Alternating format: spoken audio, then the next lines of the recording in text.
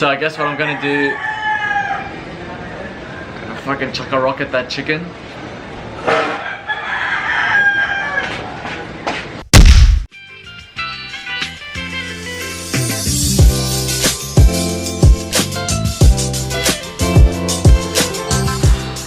Oh my god guys, it is just a little bit before 6 o'clock, 6 AM in the morning, and I've just finished a job interview. Just finished a Skype call with my company back at home about my position, about my work. Oh my god, that was a struggle. Oh, job interviews at 5:30 in the morning, my favorite. It's definitely got me thinking about work now. You know, bring back, you know, all the memories, get the cogs working again.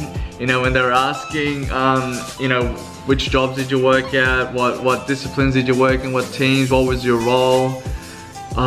So hard to answer. Usually I'm on the ball, and like before I left home I was just answering questions like that. I knew it like the back of my head, but being on overseas for 4 months now, I really had to think hard about, you know, my experience and, you know, previous jobs and stuff like that. So, and also I think they've seen my vlogs. Oh man, that means they're probably gonna watch this as well. That is terrible. I feel like they already know me before even like talking with me in the interview. Well anyway, that was my morning. This is the start of my day. I'm gonna go to the airport soon, so it's good I woke up. Yeah, I guess let's get the day started.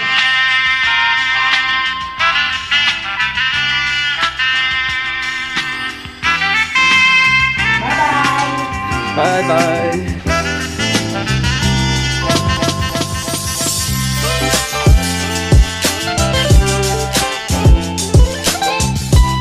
So we're just on our way to the airport now, and it's just a little bit before 7:30. Flight's at 11 o'clock, so I think it's plenty of time, but it depends on this morning traffic, this rush hour in the morning. But we've allowed about 2 hours, and it's only a domestic flight, so 2 hours before the flight should be enough time to check in. And yeah, the airport's about 24 k's away from the house, so we'll see when I get there how long it takes to travel 24 k's. But definitely a different vibe this morning, definitely feeling a little bit different, especially since having that interview earlier on. You know, I'm always excited for the next big thing, and the next big thing is definitely work when I come back. I started me thinking again, like, you know, it's not going to be a holiday when I go back to work. It's going to be knuckling down. It's going to be high pressure. It's going to be a dynamic environment. It's going to be, you know, a lot of hard work, a lot of long hours, I think. But you know, I'm always up for the next big challenge, so yeah, guess I've got that to look forward to in a month.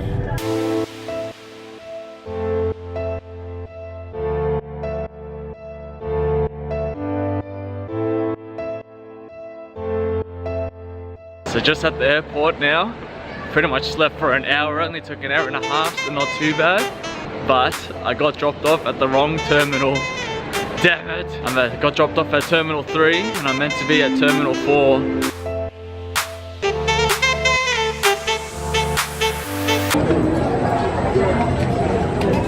Hello.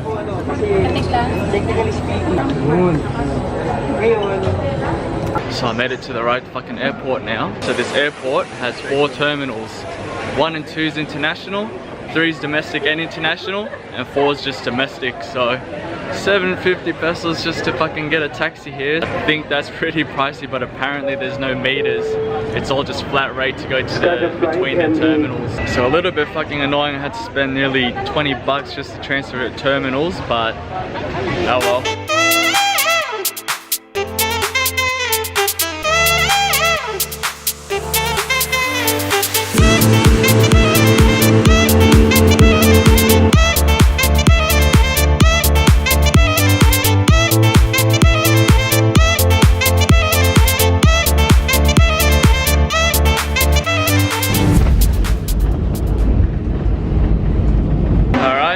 Arrived in Cebu.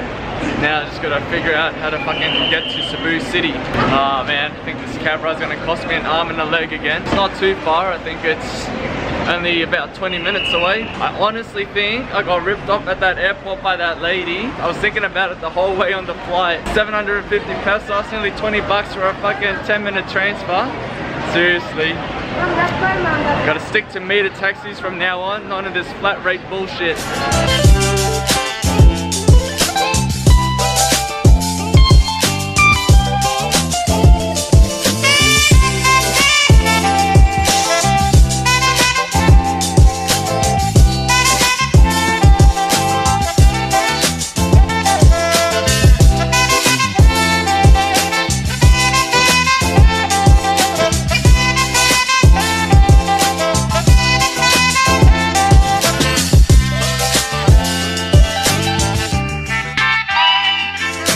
Oh man, that was one fucking long ass taxi ride. That was only 10 k's away from the airport and that took just under 30 minutes. 30 fucking minutes just to go 10 kilometers.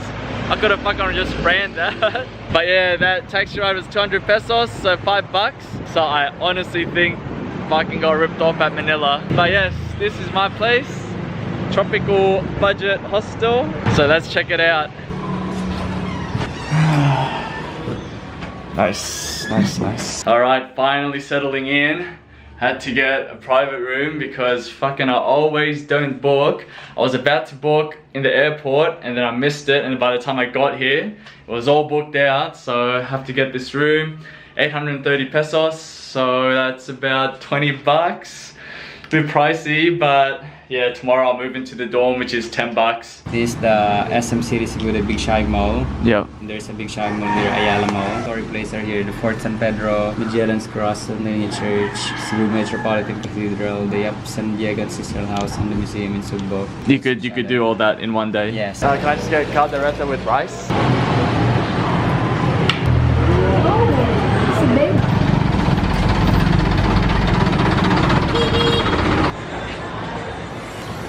Okay, just arrived in Cebu and we gotta figure out stuff to do here. So luckily this hostel has a nice booklet of things to do in Cebu. Not necessarily in Cebu City, but just around the whole island. And it's actually pretty helpful, so let's check it out. Alright, so it says here Persimmon, which is just a little shopping center, a minute walk from this place. Next is a historical place, Basilica del Santo Niño. Basilica del Santo Niño, and there is Fort San Pedro. So those two I think I'll visit tomorrow. I'll make tomorrow my historic tour of Cebu. Mango Avenue, that's the place to go for nightlife, so see how I feel later on. Might go check it out. Taboan Market, buy pasalubongs and gifts for the family. So pasalubong is just pretty much gifts people buy from overseas and bring back home, you know, for family and friends. And getting into all the other places around Cebu Island and beaches. There's Mactan Island, and there is Bohol, which is another island which you could do a day trip, and that's where the chocolate hills are. And the famous Oslob. And this is the spot, the one and only spot to dive with whale sharks. So super keen and excited for that. Some other nice places around is Moa Boal, Bantayan, which looks like that.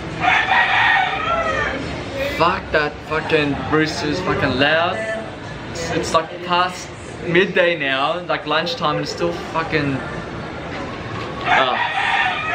Oh my god. Camotes, which looks pretty good there. Malapascua. Ooh, looks like there's a bit of a cliff jumping there. So I guess what I'm gonna do, I'm gonna fucking chuck a rocket that chicken.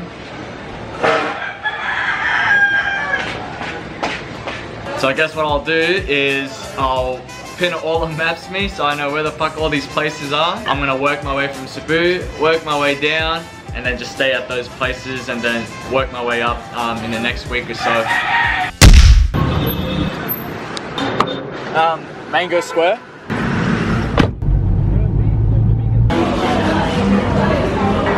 I'm just having a late dinner now.